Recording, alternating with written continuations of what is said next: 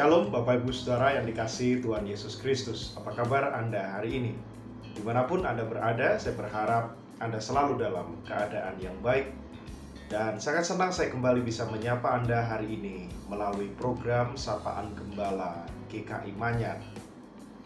Saudara dikasihi Tuhan, pada tanggal 1 Juni yang lalu sebagai bangsa Indonesia kita sudah bersama-sama memperingati hari lahir Pancasila.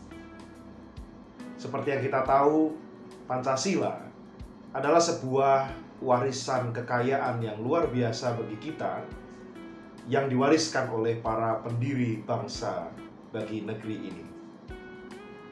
Ini yang menarik buat saya, saudara. Bagaimana sebuah ideologi itu dapat mempersatukan keberagaman yang ada di Indonesia di dalam sebuah nation, di dalam sebuah bangsa yang besar yang terdiri dari begitu banyak suku, bangsa, bahasa, dan juga agama dan lain sebagainya. Nah, tapi saudara, kalau kita melihat ke dalam Alkitab kita, ternyata gagasan yang serupa itu juga dapat kita temukan di dalam bacaan leksionari kita pada hari ini dari 1 Korintus 12 ayat 4 sampai ayat ke-13. Saudara, bacaan ini menceritakan bahwa keberagaman karunia rohani dalam sebuah jemaat itu ternyata juga bisa melahirkan kesombongan rohani yang memecah belah persatuan dan kesatuan. Itu yang kita lihat, dan itulah yang menjadi salah satu polemik yang ada di dalam jemaat Korintus. Ada kelompok di dalam jemaat yang merasa kuat, dan karena mereka kuat, mereka punya karunia yang dirasa lebih hebat daripada kelompok yang lain. Mereka ingin selalu berkuasa.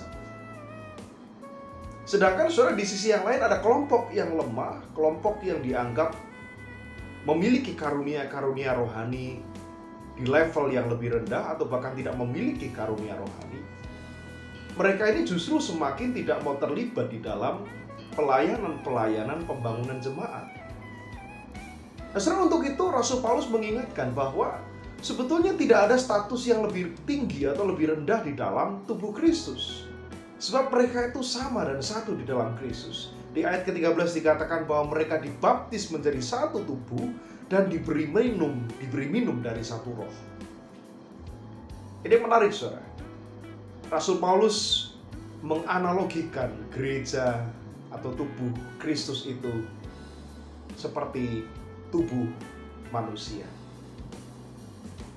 Tubuh memiliki organ tentu dengan fungsi masing-masing yang berbeda-beda.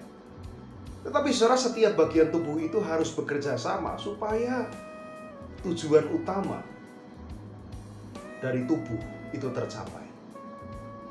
Itu yang dikatakan oleh Rasul Paulus. Setiap orang percaya di dalam kekhasannya, di dalam setiap talentanya, di dalam keberagaman karunia, saling berkolaborasi supaya tujuan utama dari gereja itu tercapai. Maka saudara, apa yang bisa dapat kita refleksikan?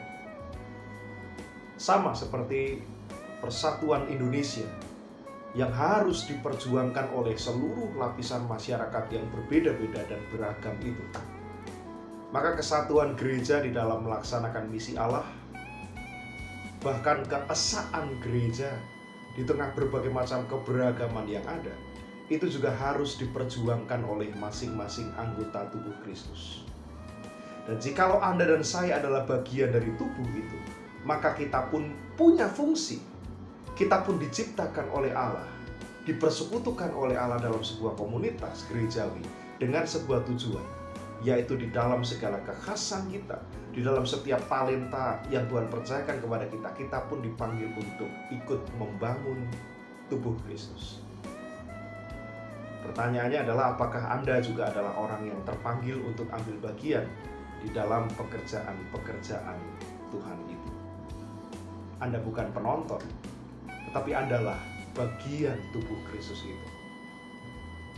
Terpanggilkah Anda? Salam.